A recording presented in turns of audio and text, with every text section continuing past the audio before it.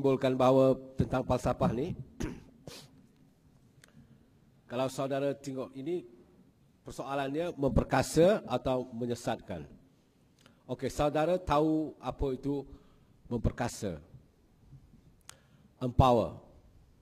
Artinya, memiliki tenaga untuk melakukan sesuatu, memiliki keupayaan untuk memiliki critical thinking. Okey. Menyesatkan. Masalah perkataan menyesatkan ini adalah persoalan falsafah.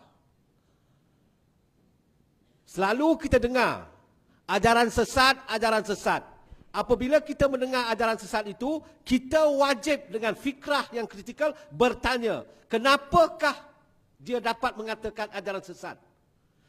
Artinya ajaran sesat itu adalah berasaskan kuasa, the power and empowerment. Kerana itulah ia memiliki kuasa untuk mengatakan Syiah ajaran sesat, makan sotong tak boleh, ini tak boleh, itu ajaran sesat. The ability, sana apa tu, Arkam tu sesat, dia ni sesat, dia ni sesat. Itu kenapa? Actually, what is it sesat? Menyesatkan. Ini falsafah is a philosophical question. It is about power. They have the power, therefore, i.e. they define. Mereka mentakrifkan itu sesat. Ya? Di Malaysia ni ditakrifkan Syiah sesat. Sesat.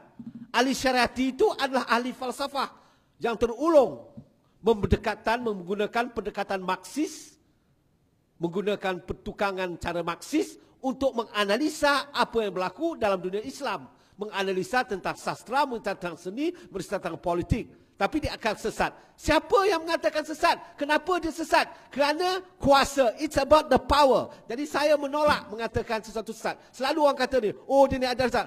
Kenapa kau kata sesat? Adakah kamu berkuasa mengatakan aku ni sesat?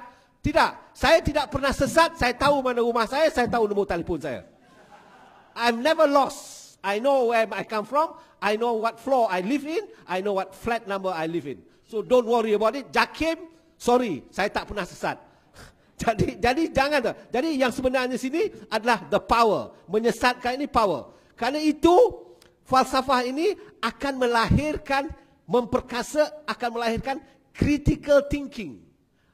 This is dangerous. Bukan menyesatkan, berbahaya. Akan disoalkan, apakah itu bendera Sang Saka? Ini bahaya.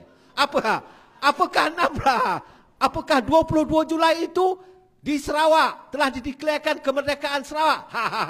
Ini critical thinking. Adakah 31 Ogos itu malapetaka di Malaysia? Ini semua adalah fikrah-fikrah yang dikatakan menyesatkan. Dan mereka menggunakan undang-undang. Jadi ini is a philosophical. Kalau kita tak boleh terima je, sesat. Kita tak boleh terima. Kalau saudara memiliki fikrah critical thinking berasaskan filosofi, saudara akan menolak. Tidak, there's no such thing. Walaupun dia percaya bahawa dunia ini leper, itu hak dia untuk percaya dunia ini leper, biar dia berjalan sampai ke London, dia jatuh nanti. Biar dia. Kalau dia pernah. Jadi itu hak dia. Tapi sekarang ini kita dituduh ini sesat, sana sesat. Saya tidak suka mengatakan sesat. Saya tahu tidak ada siapa sesat. Saudara cuba saudara fikir. Kalau saya menghadap satu pokok kayu, saya bercakap pokok kayu itu, saudara akan anggap saya gila. Betul tak? Betul tak? Kalau saudara ramai-ramai dalam masjid mengucap betul, saudara tidak akan gila, saudara akan dianggap bersembahyang. Betul tak? So this is a critical thinking. If you are alone talking to a rock, you'll be say that guy is mad. If there are a lot of you talking to the same rock, then you say no, they are praying. That is critical thinking. Itu memperkasa fikrah. Betul tak? So think. Sesudah ikra, the next word is think. Sesudah membaca. Jadi itu. Soalan ini bersangkutan apa yang seharusnya dilakukan oleh anak-anak muda. Ya. Ini persoalan yang begitu besar sekali. Kerana jikalau kawan kita sendiri Fauzi itu telah menonjolkan buku-buku. Saya tak bolehlah buku-buku besar-besar itulah. Buku seks ada baca tak? Mona Gersang. Tak tahu juga. Mona Gersang pun tak tahu. Kalau tak tahu Mona Gersang, jangan datanglah kuliah saya. Apa buku seks yang dia orang tahu? Jadi Kalau nak mulakan dengan Dr. Zhivago, very difficult. Nak mulakan No Setting oleh John Paul Sartre, very difficult. Kalau nak buka Woman Back of Sichuan daripada Bertolt Brecht, very difficult. Susah. Cari buku seks Melayu. Apa buku seks Melayu? Baca dan kaji. Ada tak baca buku filosofi, the most fundamental book of philosophy Melayu ini ialah Salaratul Salatin, sejarah Melayu itu. That is a must. Kalau itu pun saudara tak baca, saudara patut bunuh diri kerana saudara menghabiskan oksigen di Malaysia ni. Betul. Dan saudara membuat traffic jam, susah saya nak balik. Okey. Sekarang ni kita tengok anak-anak muda sekarang ni. Saya tahu telah ada satu movement which is very good, very encouraging. Anak-anak muda menulis banyak. There is a new movement sekarang. Anak-anak muda ni banyak menulis. Lebih banyak keluaran buku-buku dalam Dewan Bahasa dan Petaka. It is very encouraging. Saya pergi minggu lepas di Annex Art for Grab. Berpuluh-puluh buku. Lebih hebat lagi buku. Sastrawan negara, segerawan negara, entah segerawan-segerawan ni semua dah habis lah. Tulisan buku. Berpuluh-puluh ribu laku. And this is encouraging. Tadi saya baca satu buku, 40 saja daripada anak muda. Tak tahulah nama dia AS, tak apa nama dia saya tahu. Dalam dia fanzine dia AS. Saya beli, saya baca. Saya tertarik hati. Saya ingat lagi, umur saya 18 tahun, saya betul curious about sex.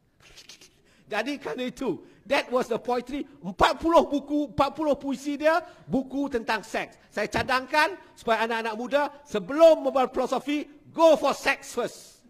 The moment you graduated from sex, then only you can go for philosophy. Because you are not being disturbed. Because to understand philosophy, you have to think. You know, it's not about think, you think. Jadi, soalan pertama saya tadi itu, soalan hakiki itu, saudara kena jawab. Kawan kita, kawan baik saya, Dizman kata, semuanya telah ada, ditulis. Dari mana kita pergi, ke mana kita pergi. Tapi saya mahukan sekali lagi, saudara juga bertanya. Berhentikan sikit, duduk, bertenang dan berfikir, bertafakur. Kalau orang Melayu dulu, dia berkhalwat. Duduk seorang-seorang, dia berfikir. Bertafakur, memikirkan. Dari mana kita asalnya, ke mana, and this is fundamental question. Lupakan you punya sound serama Justin Bieber ni, lupakan sementara. Fikirkan. Kerana inilah, dalam radio, dalam kereta tu, dengan musik, dengar. Think carefully, ask this fundamental question. Tanya persoalan ni, kawan muda, dari mana kita ni, dan kemudian question ni, satu question fundamental, kenapa Malaysia macam ini? It's a fundamental question, it's a philosophical question, you dissect it. Saudara boleh membelah. Memang, saya masa kecil-kecil dulu, saya ceritalah. Persoalan saya pada ustaz saya, dia mengajar tu, ngaji. Saya tanya, kenapa Allah bercakap dengan Nabi Muhammad berlagu-lagu? Sampai sekarang saya tidak dapat jawapannya. Dan saya masih mencari lagi kenapa bercakap dia berlagu-lagu. Kenapa dia tak cakap Arab? Kamu macam ni lah. Berlagu-lagu. Saya pun pelik. Kenapa lah? Dan saya pun pelik. Kenapa dia harus berlagu-lagu? Kenapa tidak cakap direct? Ini persoalannya fundamental untuk saya ketika saya belajar. Maksudnya, ini persoalan. Ketika itu saya ada memiliki critical thinking. Saya tak perlu jawab soalan tu. Semua orang dah tahu. Okey. Falsafah memperkasa atau menyesatkan pendidikan. Saya memang berpendapat yang memperkasa dan atau menyesatkan pendidikan bukan falsafah.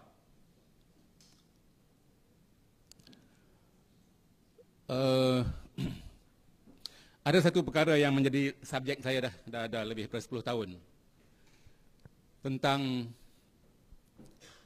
orang intelektual, orang terpelajar kita, para pensyarah di universiti kita, para akademik, pemikir, orang-orang cendekiawan di Malaysia ini, sudah lama tidak berperanan.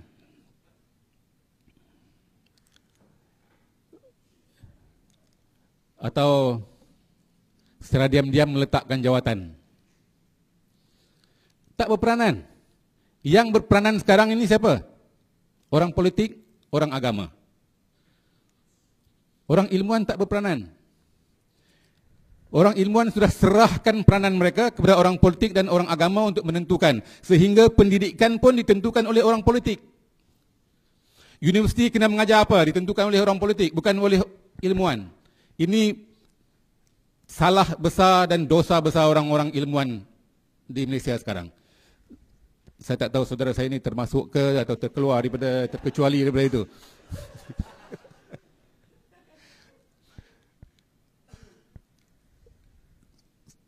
Kita macam nak agak hari ini bercakap soal berfikir. Tapi student di universiti, lecturer di universiti berfikir ke tidak? Mungkin saudara tahu, boleh jawab. Syamrin gelak ada jawab lah tu. Dah letak jawatan berfikir pun dah tak berfikir ke dah.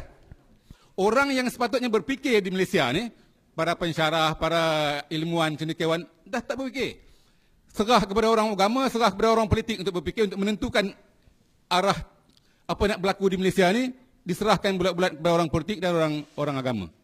Itu yang bercelaru jadinya Malaysia ni. Memang negara kita sekarang ni memang bercelaru habis. Sebabnya orang cerdik pandai tak berfungsi.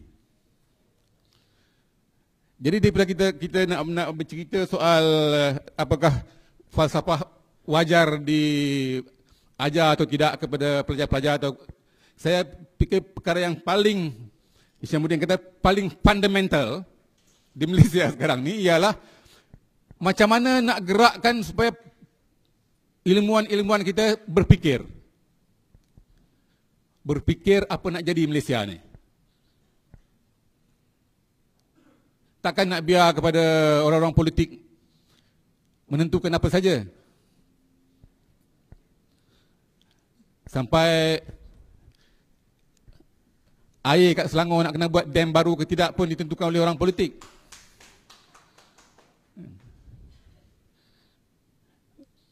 Segala-galanya orang politik menentukan. Buku teks, nak pakai buku teks sastra pun ditentukan oleh orang politik.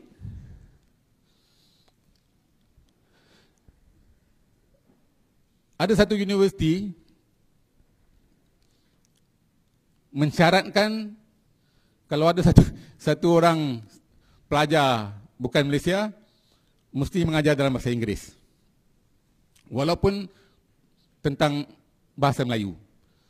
Subjek mengenai sastra Melayu, mengenai apa saja, asalkan ada seorang yang bukan orang Malaysia kena mengajar dalam bahasa Inggeris. Ini semua ditentukan oleh orang politik. Jadi itu penyakit yang paling fundamental di Malaysia hari ini, yang sama ada, saya pun tak tahu siapa yang boleh selesaikan masalah ini. Bila semua benda diserahkan kepada orang politik untuk menyelesaikannya, masalah ini tak akan selesai sampai bila-bila. Adakah kita boleh mengharapkan kepada orang-orang muda hari ini untuk menyelesaikan masalah ini? Saya rasa jawapannya ya.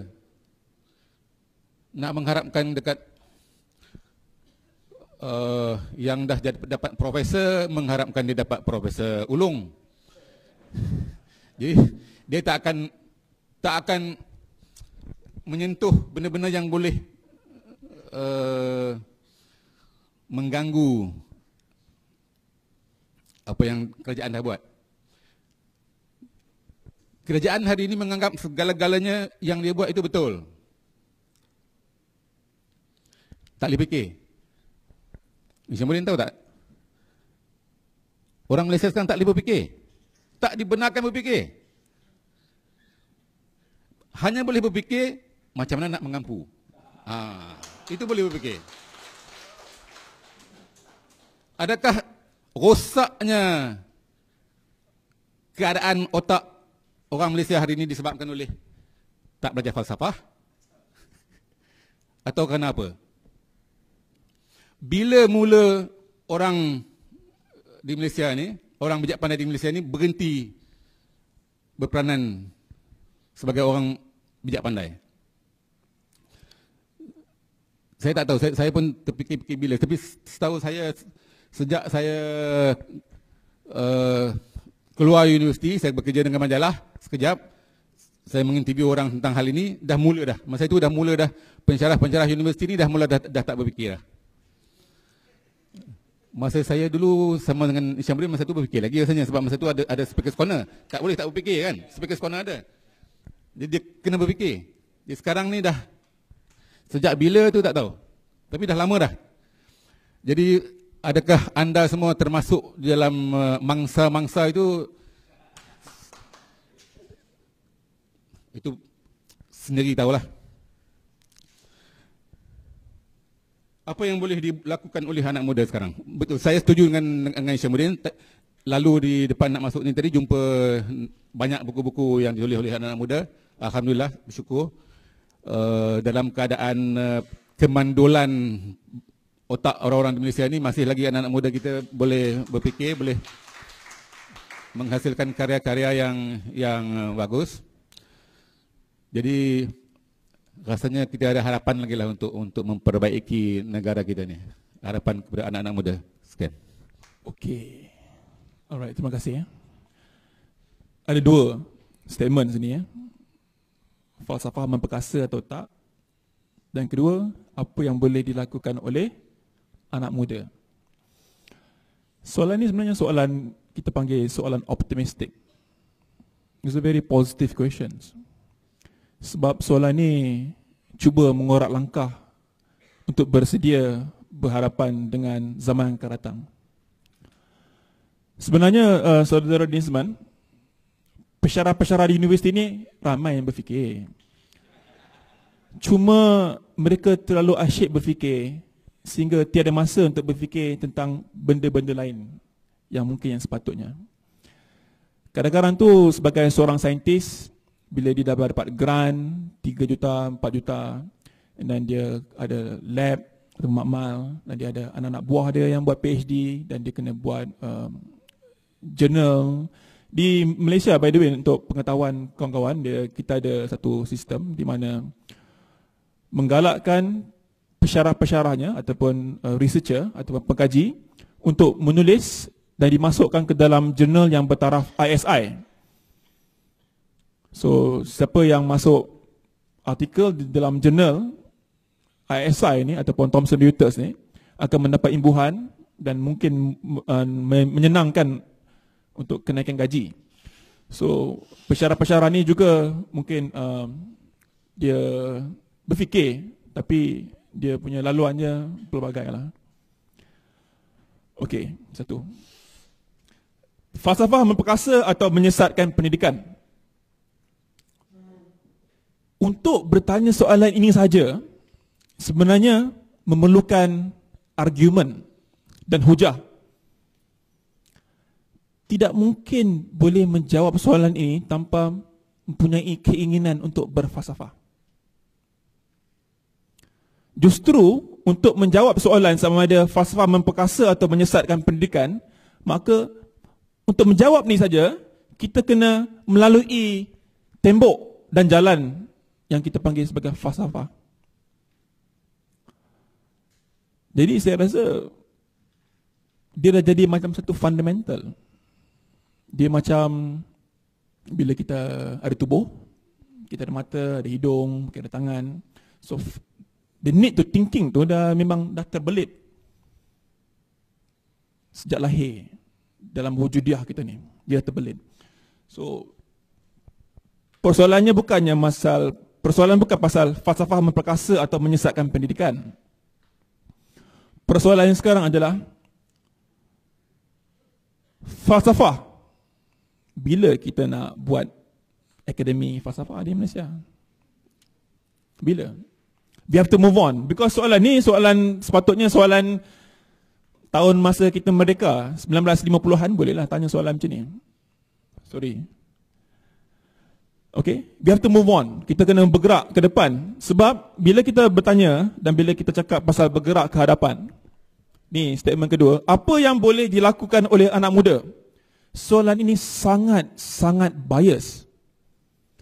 Sebab dia cuma menjernihkan pasal anak muda. Bagaimana dengan orang tua?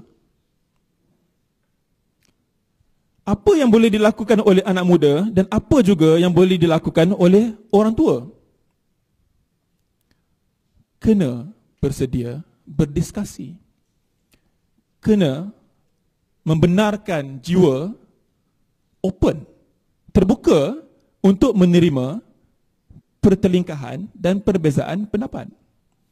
Adakah di Malaysia ini membenarkan perbezaan pendapat berlaku dengan seenak-enaknya? Itu soalan yang kita kena tanya selalulah. Apa yang boleh dilakukan oleh anak muda dan apa yang boleh dilakukan oleh orang tua ialah senyum dan berfikir dan menggalakkan orang lain berfikir. Menggalakkan orang lain menulis untuk berfikir, untuk menulis, untuk berfikir. Sebagai contoh. Okey, sukan. Sukan yang banyak memerlukan pemikiran, apa dia? Chess, catur. Okey. Di Malaysia ada tak Grandmaster? Grandmaster ni ada level paling tertinggi, ranking dalam FIDE. FIDE ni adalah pertubuhan catur di dunia. Ada tak Grandmaster catur di Malaysia? Grandmaster, International Master, FIDE Master dan juga National Master, so ada ranking dia. Soalannya di Malaysia, kita dengan bergembiranya, ni ayat ironis ya, tidak mempunyai Grandmaster dalam chess. Tapi bila kita tengok jiran kita di Indonesia, ada Grandmaster catur. Utut Adanto namanya. Kita tengok balik dekat Southeast Asia yang lain tu punya ada. Kita tengok balik di atas tu, tengok Filipina, juga ada Grandmaster, namanya Wesley So. So, kenapa negara-negara, bukan Asia lagi ya, negara-negara Southeast Asia, negara-negara Asia Tenggara mempunyai orang-orang pemain sports yang level Grandmaster, tetapi Malaysia tiada? Kenapa ini boleh berlaku? Adakah orang Malaysia ni dah macam malas nak berfikir? Saya rasa itu bukannya soalannya. Mungkin kita ni berfikir, tapi kita punya proses pemikiran kita tu diaturkan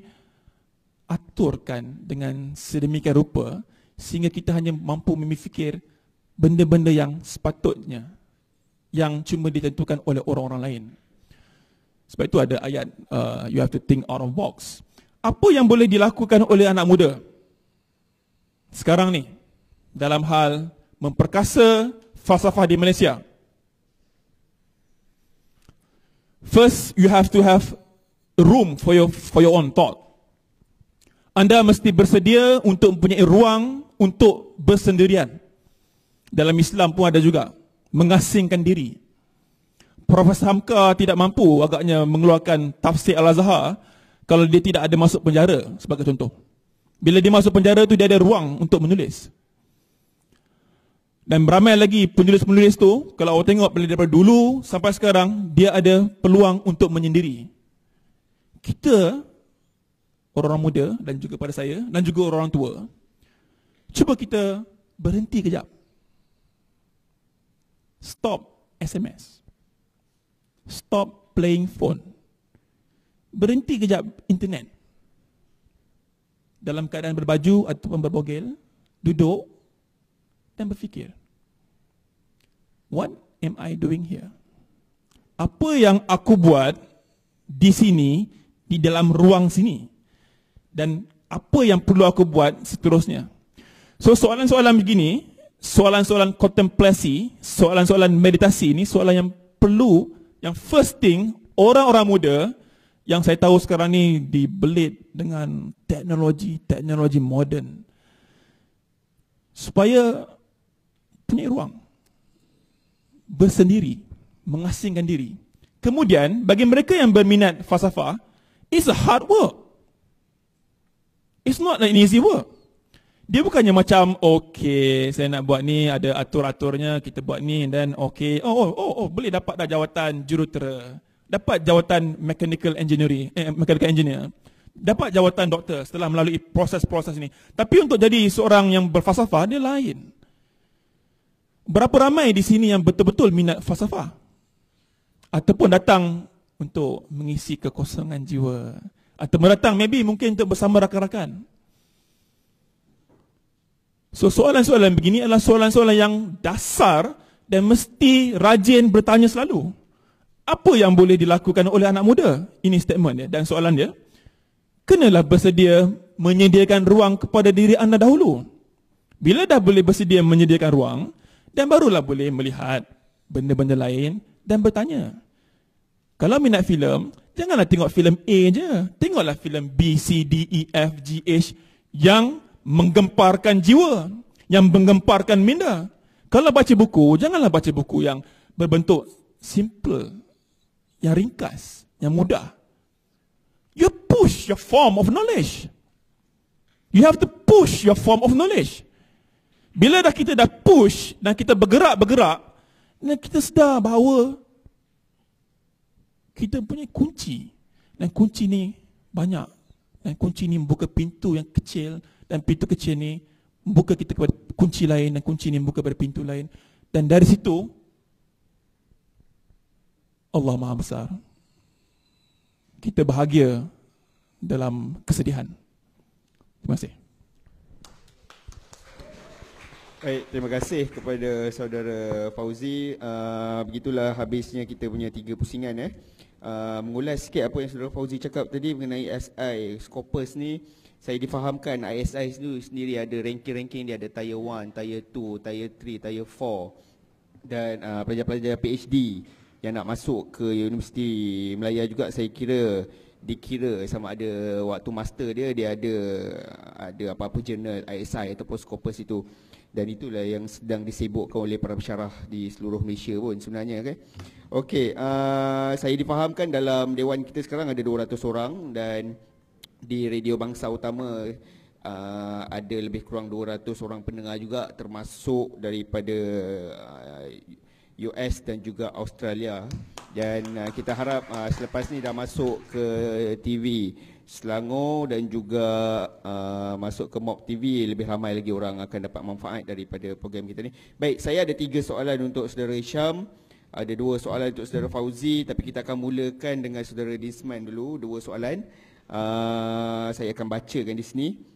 Yang pertamanya, saudara Dinsman seperti skeptik dengan peranan falsafah dalam ilmu. Apakah maksud falsafah sebenarnya? Panjang sikit soalan ini. Ibnu Khaldun dalam tulisannya mengatakan bahawa masyarakat yang ideal adalah masyarakat yang punya asas dalam falsafah. Dalam teater ada konsep liminality. Apakah ini bukan falsafah?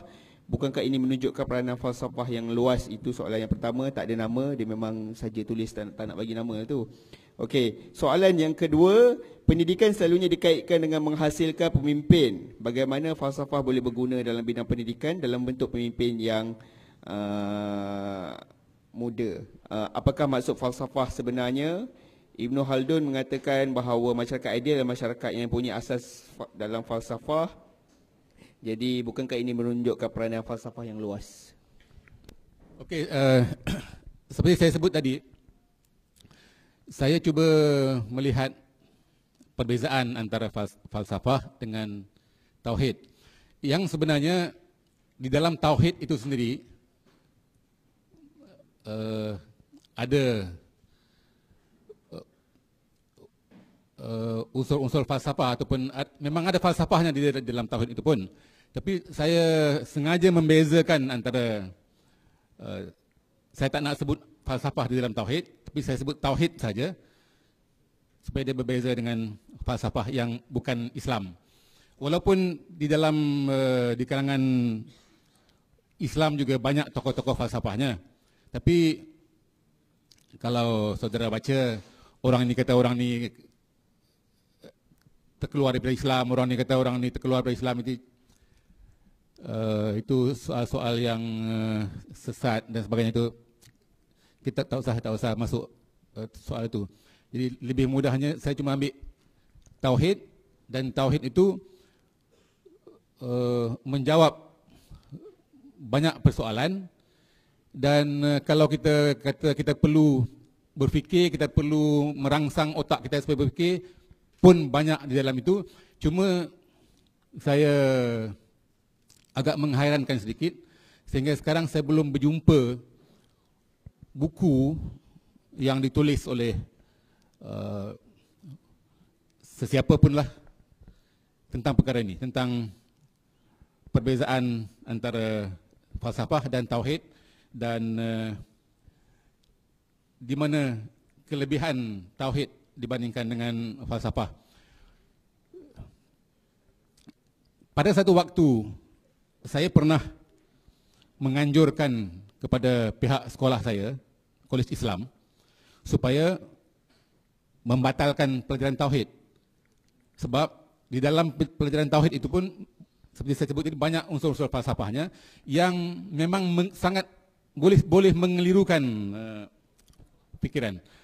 Jadi kalau tidak betul-betul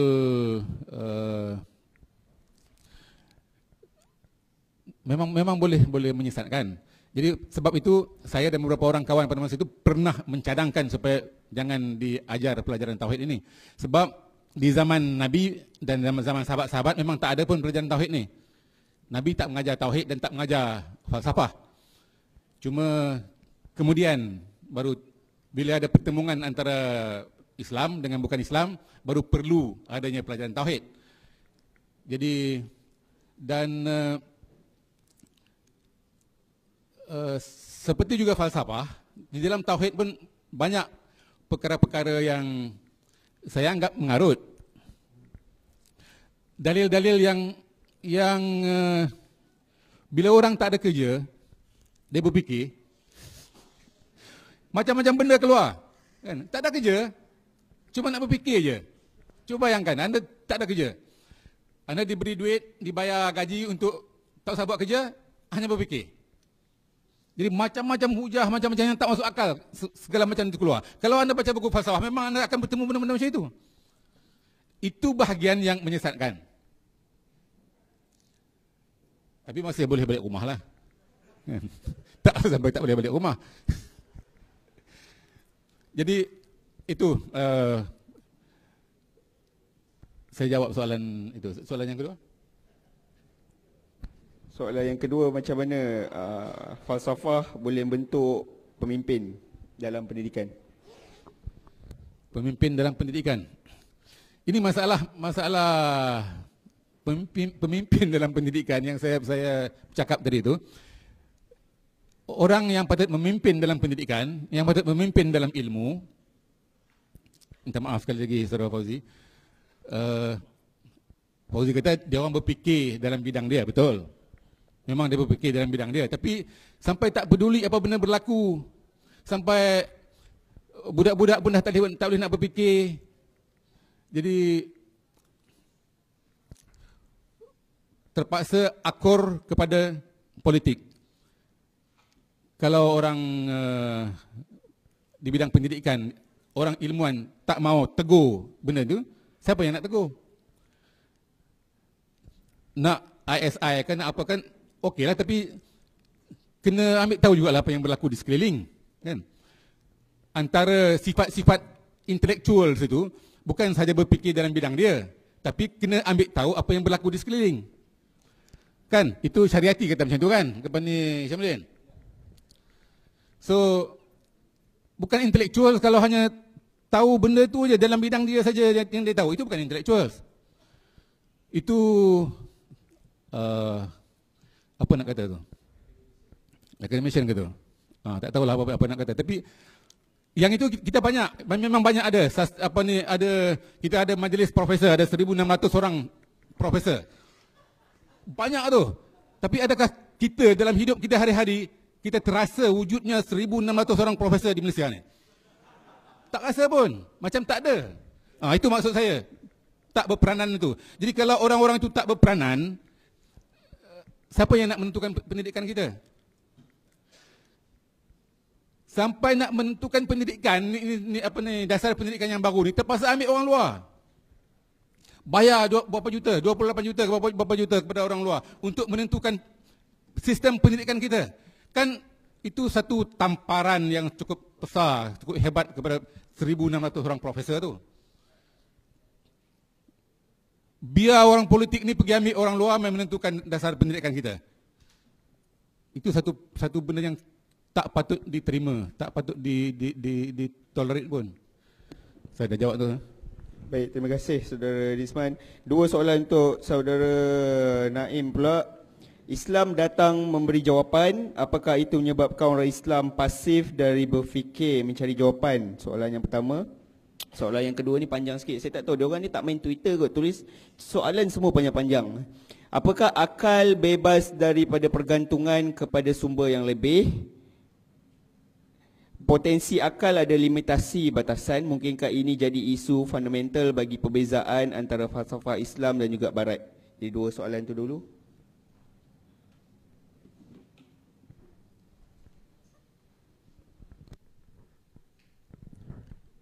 Terima kasih kerana bagi soalan. Saya nak jawab soalan pertama. Islam datang memberi jawapan. Apakah itu menyebabkan orang Islam pasif? Pertama, saya akan tanya orang yang bertanya saya tu, jawapan dalam bentuk apa? Apakah jawapan dalam bentuk modern technology? Jawapan untuk apa? Apa yang Islam bawa sehingga menyediakan jawapan sehingga menyebabkan orang Islam pasif dari berfikir mencari jawapan? Apa yang Islam bawa adalah jalan.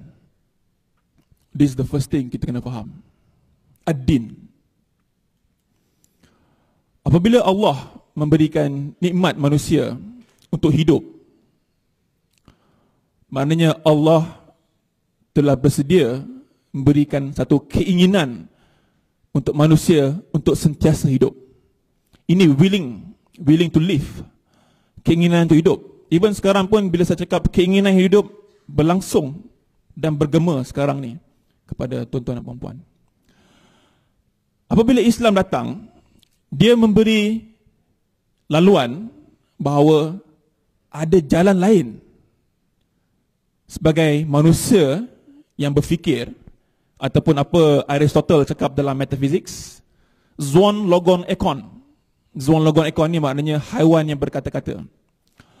So apabila dibagi ini, maknanya dibagi kita satu ruang, dimensi lain, dan dimensi ini is the dimensi of the truth. Kebenaran. Kebenaran ni dalam Greek ada disebut aletheia. Aletheia ni juga disebut sebagai membuka pekung. Itu dia punya bahasa Greek. Aletheia. So maknanya Islam datang memberi kebenaran melalui jalan. Apa yang menyebabkan orang Islam pasif? Saya tak anggap Islam pasif ya. Apakah yang menyebabkan Islam pasif? Tiada kaitan langsung dengan agama yang dibawa. Got nothing to do with religion. Sekiranya benar orang Islam ni pasif, saya tak tahu orang Islam mana ya, di Syria ke, di Lebanon ke, ataupun di Jordan, di Malaysia, di Indonesia, saya tak tahu ya. Sekiranya benar orang Islam itu pasif, maknanya yang menyebabkannya pasif adalah struktur ideologi dan juga struktur budaya di mana ia dilahirkan. Sebagai contoh, di Iran ada beberapa kampung yang ulu-ulu yang apabila mereka mendapat segala bentuk ilmu, mereka ambil daripada mufti mereka ataupun mullah, ayatollah mereka. So kalau ayatollah tu cakap boleh sentuh peha perempuan, budak-budak, lepas tu orang tu oh ya boleh. Kenapa jadi begini? Sebab ada orang yang beragama sama dengan orang itu, dia menentukan bagaimana agama itu dilancarkan dan dijalankan. Dan apabila ada wujudnya orang-orang yang kontrol agama, benda ini bukan saja berlaku di Islam ya, dia juga berlaku di Kristian, juga di agama-agama Hindu.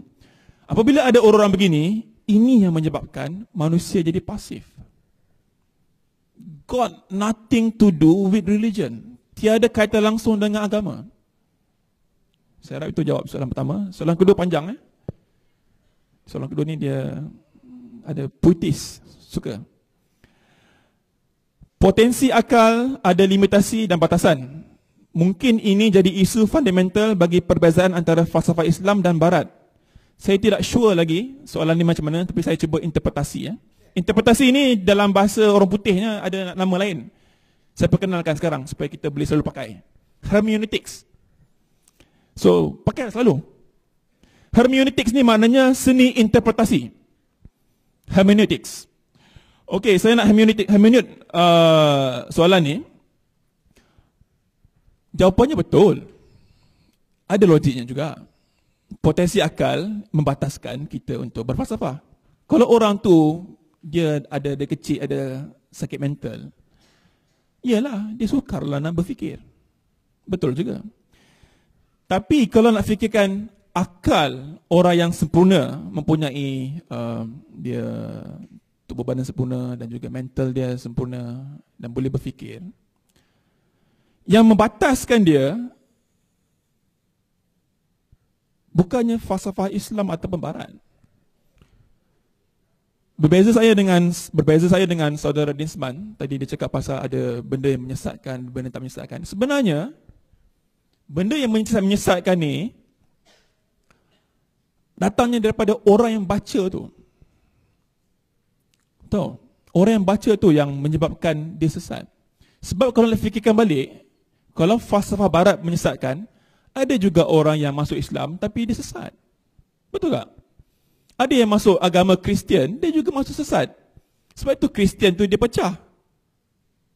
Catholics, Protestan, dia berpecah ideologi.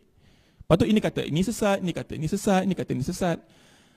Apa yang saudara-saudari perlu buat adalah sekiranya ingin mengkaji benda yang menyesatkan ni, dipersilakan. Sekiranya tesis master ataupun tesis PhD ataupun tesis diploma ataupun degree, saudara ingin mengkaji Nazi, dipersilakan. Ya, ilmu itu mungkin nampak sesat, tapi pengkajian saudara terhadap ilmu Nazi itu tidak sesat. Sebab anda mengkaji. Sekiranya siapa-siapa ingin mengkaji Muhammadiyah, mengkaji Syiah, sonok zaman sekarang ni cerita pasal Syiah semua kan, dipersilakan. Ingin mengkaji pasal komunisme, dipersilakan. Itu masalahnya, tak ada masalah. Tiada benda sesat ataupun tak sesat. Sebab anda mempunyai hak untuk mengkaji. Sama macam saya masa kecil-kecil tu. Saya dulu belajar di Anglo-Chinese School di Ipoh, ACS. So kawan saya ada tunjuk Bible. So saya tanya mak bapak saya, bolehkah kita orang Islam baca Bible? Mak bapak saya kata, tak boleh. Tidak boleh baca Bible. Dan tidak boleh baca Bible ni juga kalau anda tanya kepada ustaz-ustaz yang mengajar sekarang ni, ustaz, bolehkah saya baca Bible? Ada setengah-setengah ustaz ni yang jumud, jangan baca Bible. Awak orang Islam, kenapa baca Bible? Baca Al-Quran. Bible itu akan menyesatkan anda. No, jawapan saya senang. Sekiranya anda baca Bible, Bhagavad Gita, Maharana ataupun Ramayana dan Mahabharata, anda baca apa juga kitab di dunia ni, anda tidak sesat sekiranya anda ingin memperdalami ilmu itu. Kalau anda orang Islam, belajar ingin menjadi Nazi, maka of course lah anda akan sesat daripada Islam. Sebab anda ingin menjadi Nazi, ingin Heil Hitler. Iyalah, of course lah. Tapi sekiranya ingin mengkaji perbezaan, perkumuhan ilmu yang berlaku di A dan B dan C, dipersilakan. Boleh baca Bible, tak ada masalah. Nak baca apa-apa juga boleh. Tapi ilmu itu sendiri, anda kena terbuka dengan perbezaan pendapat. Cukup. Thank you. Baik, terima kasih. 3 soalan ringkas untuk Syamsul Rais sebab kita pun tak cukup masa. Soalan pertama, saya ingin bertanya satu soalan. Adakah Plato itu seorang Nabi? Soalan kedua, apakah berfalsafah itu membawa kepada beriman dalam Islam? Dua-dua tak ada nama Kita tak tahu siapa yang bagi soalan ni. Yang ketiga, Hisham kata falsafah itu mengembang, tapi kenapa sepanjang zaman hanya soalan yang sama sahaja disoal, iaitu contohnya di mana kita datang, maka bukankah itu menunjukkan falsafah itu stagnan, tak bergerak? Soalan kedua dia, apa yang menjadi kata putus kepada soalan falsafah? Jadi 3 soalan tersebut minta jawab. Adakah Plato ini seorang Nabi? Wallahu alam bisawab.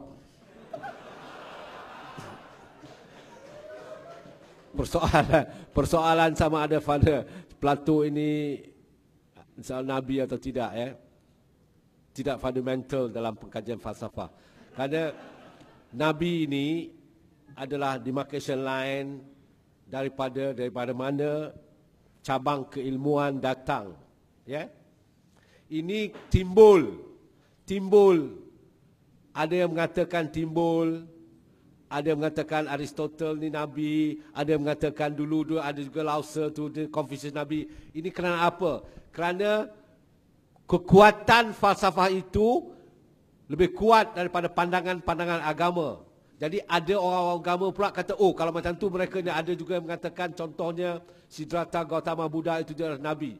Untuk saya tidak fundamental, kerana Nabi ini adalah pecahan, sama ada mereka mendapat wahyu keilmuan itu daripada wahyu, atau mereka mendapat keilmuan itu daripada pengkajian dan falsafah. Itu perbezaan antara Nabi dengan falsafah.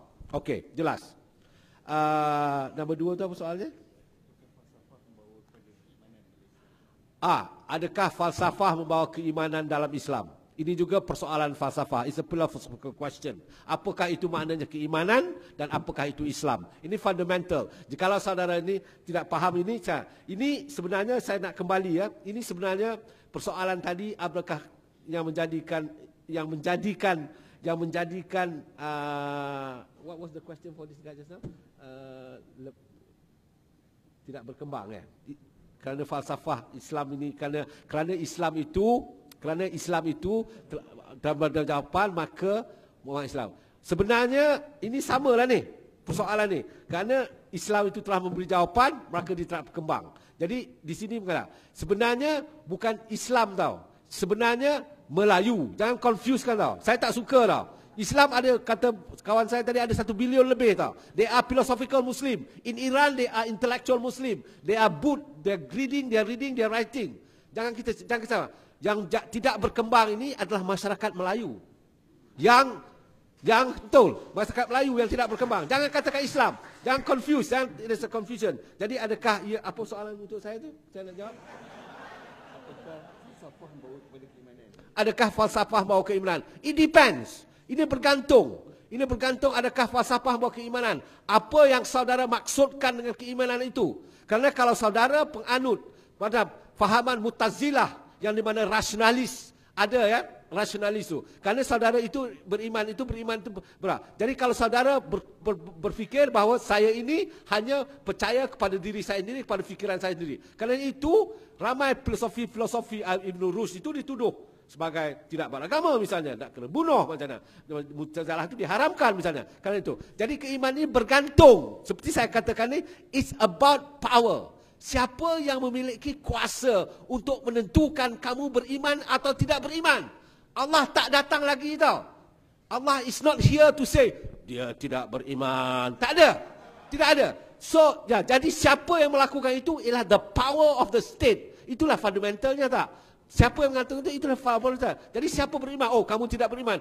Mana hakikatnya kamu ada kuasa? Siapa mentauliahkan kamu untuk mengatakan dia beriman atau tidak beriman? Urutan-urutan mana? Ini adalah social construct.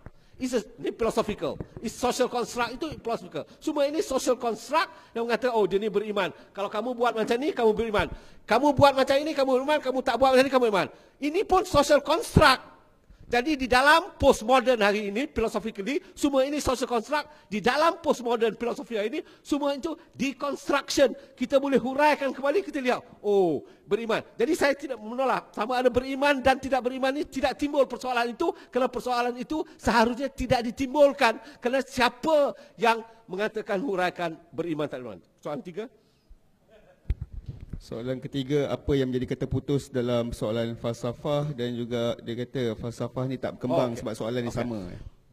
Kenapa persoalan fundamental yang saya tanyakan tadi, dari mana saudara datang, ke mana saudara sekarang ini, nak ke mana? Persoalan ini tidak ditemui jawapan. That is the beauty of the interest.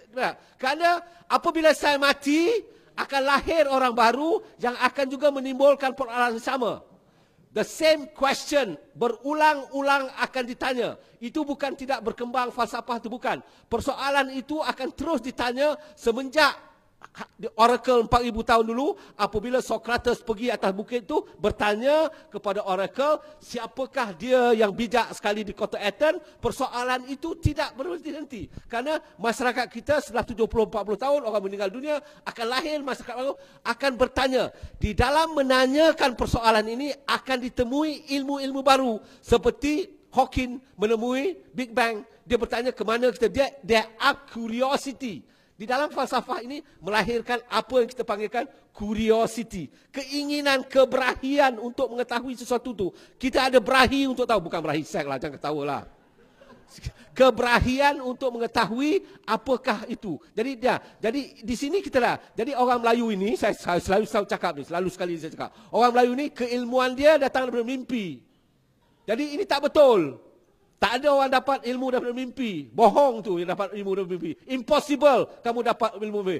Ilmu ni datang daripada 3 eksperimen, pengalaman hidup, buku yang kamu baca. Ini dia. Buku yang kamu baca itu juga adalah pengalaman hidup. Jadi buku itu, kembali itu eksperimen. Tidak ada mimpi dan dalam konteks filosofi, please. Dream is an illusion. Terima kasih. Baik, terima kasih kepada ketiga panelis. Saya bagi masa kepada setiap panelis 2 minit untuk kita tutup kita punya perbincangan pada hari ini. Kita mula dengan saudara Fauzi.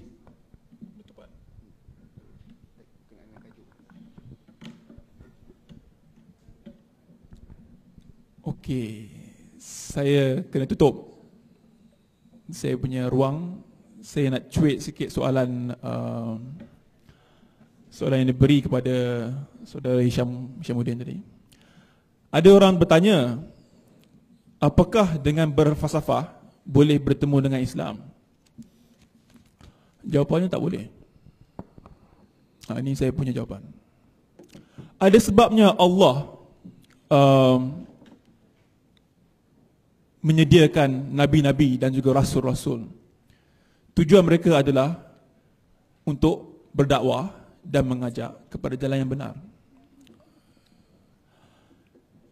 So kalau anda berfalsafah daripada A sampai Z, sambung balik pada negatif A ataupun negatif Z, campur balik positif dan negatif A campur Z dan sebagainya, kalau tidak mendapat hidayah, tidak akan mendapat hidayah.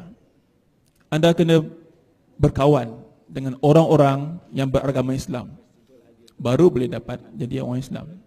Saya kaitkan ini bukan apa tau. Saya kaitkan ini bukan apa. Sebab saya tengok ada satu macam pertelingkahan. Sebenarnya tak ada pun di antara Islamik dan juga falsafah. Falsafah ni bukan saja falsafah barat, tapi juga falsafah Islam. Falsafah dalam Islam pun sendiri pun ada juga dia punya para falsafah dia. Tentang perbezaan sama ada, back to kita punya topik, menyesatkan ataupun tidak menyesatkan, sebenarnya it's a moot questions. Tidak perlu ada kesesatan pun. Yang sesat tu adalah diri kita sendiri. Kita sendiri yang sesat. Tidak rajin bertanya soalan, baca buku yang salah, jumpa dengan orang yang salah. Saya nak tamatkan ni dengan satu ajakan kepada para orang muda. Para orang muda. Sebab tadi banyak kes pasal orang muda ya. Kepada orang muda, sekiranya ingin bermula langkah membaca, anda juga kena bersedia untuk langkah menulis. Yes.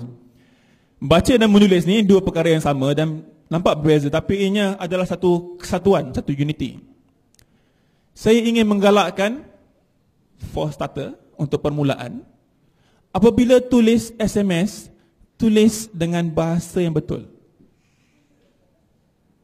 Itu permulaan awal. Bagi orang-orang muda yang terbelit dengan teknologi dan terleka dan terlena dengan perkara-perkara modernity.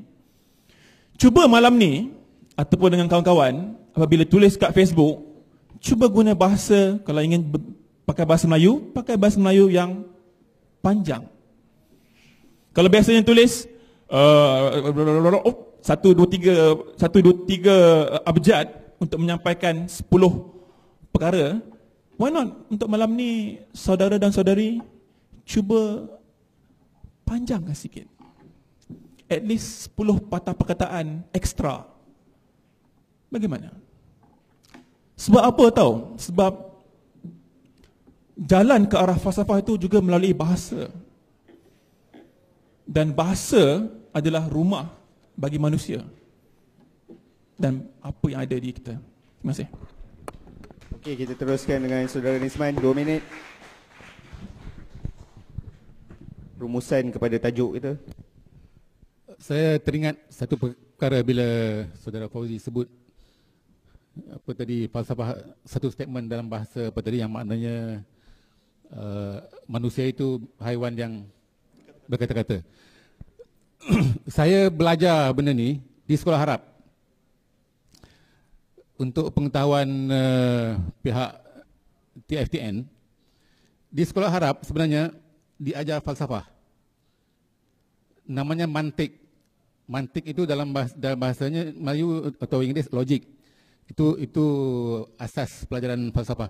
So di sekolah Arab memang diajar. Saya pernah belajar mantik dan statement yang pertama sekali saya diajar ialah manusia itu haiwan yang berkata-kata.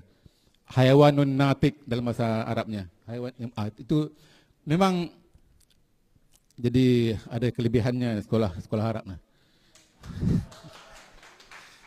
Jadi kalau saudara-saudari nak belajar falsafah, pergi masuk ke sekolah Arab.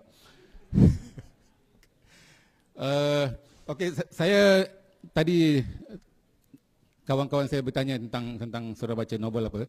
Kalau berminat dengan falsafah, saya cadangkan saudara baca novel ini. Dunia Sophie's World, ditulis oleh seorang Norwegian, Jostein Gaarder. Ini dah 30 juta orang membacanya. Ini novel tentang sejarah falsafah. Daripada sebelum Sokrates lagi, daripada itu apa? Mitos orang-orang Skandinavia, Thor, sekarang ini ada filem Thor kan.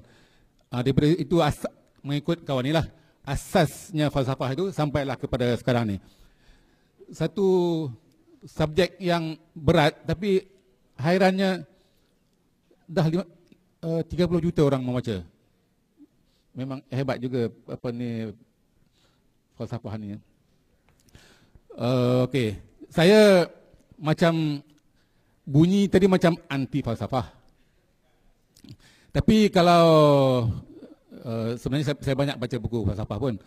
Dan tauhid dan falsafah, saya cuma nak supaya nak terangkan benda tu je. Antara tauhid dan falsafah, tauhid itu boleh dikatakan falsafah Islam. Tapi sangat berbeza dengan jalur falsafah yang diceritakan dalam buku ini ataupun jalur falsafah yang diceritakan oleh saudara-saudara Fauzi dan Isyamuddin tadi. So mungkin satu hari nanti saya akan tulis tentang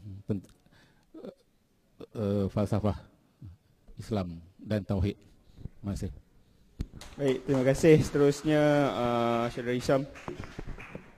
Saya nak terangkan ada satu perkara, saya hampir terlupa tadi tentang Universiti Melaya, sama ada falsafah atau tak falsafah yang menjadi keterampilan. Ketika saya dan saudara Disman menjadi anak mahasiswa di Universiti Melaya dulu, memang tidak ada Universiti Falsafah, tetapi the engineering faculty of Universiti Melaya is the fourth, arba'ah, katra, French kata, numero 4 terbaik dalam dunia.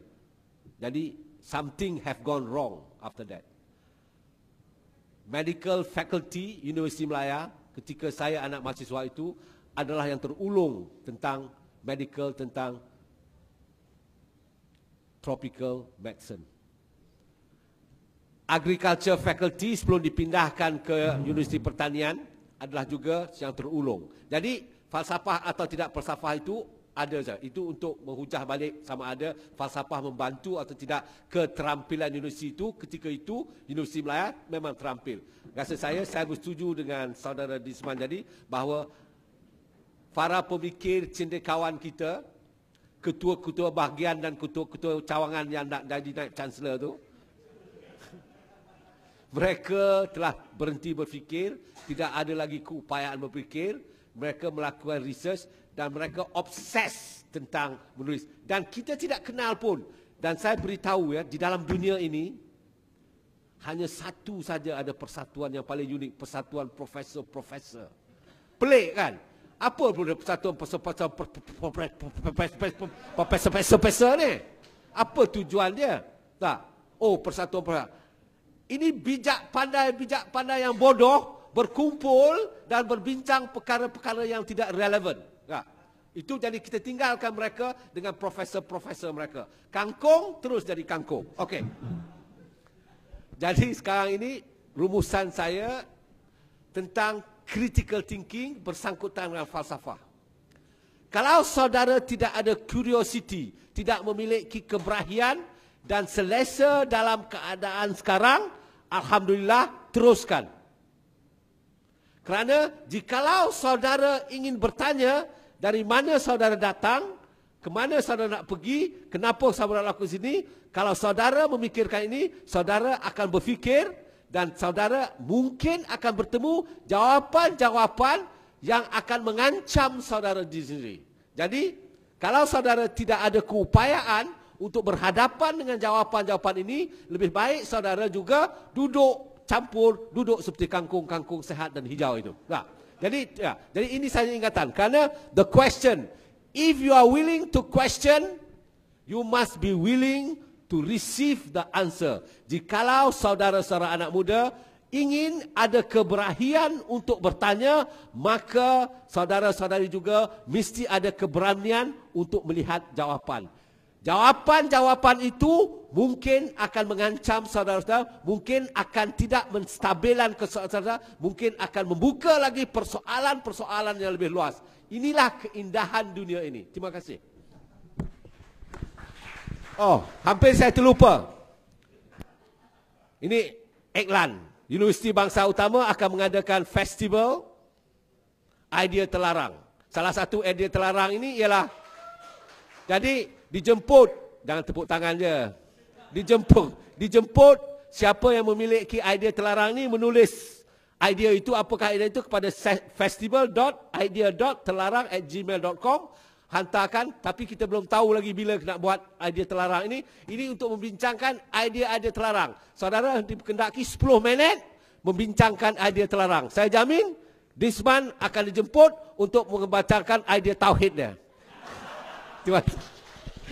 Baik, terima kasih diucapkan kepada ketiga-tiga panelis. Kita minta hadirin semua untuk tepuk tangan untuk ketiga-tiga panelis.